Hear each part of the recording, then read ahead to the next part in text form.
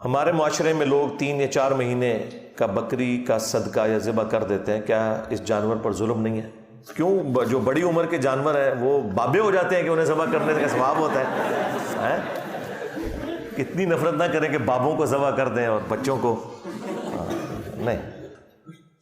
اگر وہ ذبح کرنے کے قابل ہے، اس کے اندر سے گوشت نکلے گا، صحت مند ہے، تو آپ ضرور ذبح کریں۔ ہاں کوئی لاغر سا کوئی بکری کا بچہ ہے تو اسے ذبح کر کے آپ کو ملنا کچھ نہیں، کھاری کاٹنی پڑنی ہے، تو اس میں کوئی مسئلہ نہیں۔ یہ بلٹ فار دا کل ہے، یہ اللہ تعالیٰ نے بنائے اس لیے کہ انسانیت کی خدمت میں ہے۔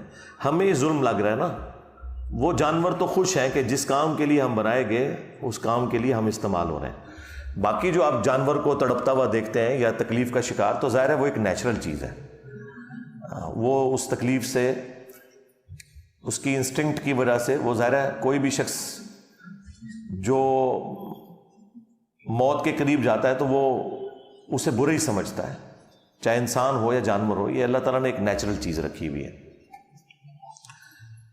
ایون جو مؤمن ہے، جو موت کو زندگی پر ترجیح دینے والے ہیں، ان کے بارے میں صحیح بخاری میں آیا کہ اللہ تعالیٰ فرماتا ہے کہ مجھے کسی کام میں کوئی تردد نہیں ہوتا سوائے ایک کام کے، جب مجھے کسی مؤمن کی روح قبض کرنی ہوتی ہے، کیونکہ وہ مؤمن موت کو ناگواری کی شکل میں دیکھ رہا ہوتا ہے۔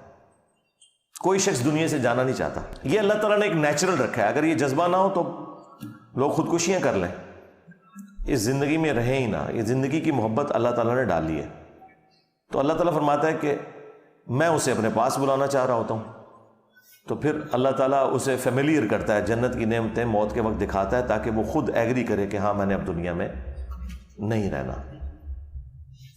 تو یہ جو جاندار ہیں ان کے ساتھ بھی یہی والے معاملات ہیں، تو آپ بے فکر رہیں، اللہ تعالیٰ نے انہیں بنائے اس کام کے لیے۔ اگر ہم نے ظہر و عصر کی نماز جمع کرنے کی نیت کی ہو اور مسجد پہنچنے پر عصر کی جماعت شروع ہو جائے تو ہم کیسے نماز کو جمع کر کے پڑھ سکتے ہیں؟ عصر کی نماز اگر ہو رہی ہے تو آپ امام کے پیچھے ظہر کی نیت کر لیں، امام کی عصر ہوگی، آپ کی ظہر ہوگی۔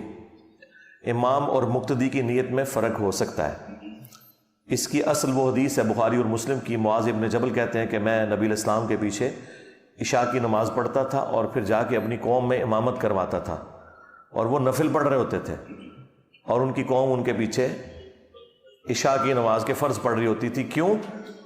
کہ انہیں قرآن زیادہ آتا تھا۔ تو یہ اصل ہے کہ اس حدیث سے ہی محدثین نے رزلٹ نکالا ہے کہ امام اور مقتدی کی نیت کے اندر فرق ہو سکتا ہے، اور متنفل کے پیچھے فرض والے کی نماز پڑھنا درست ہے۔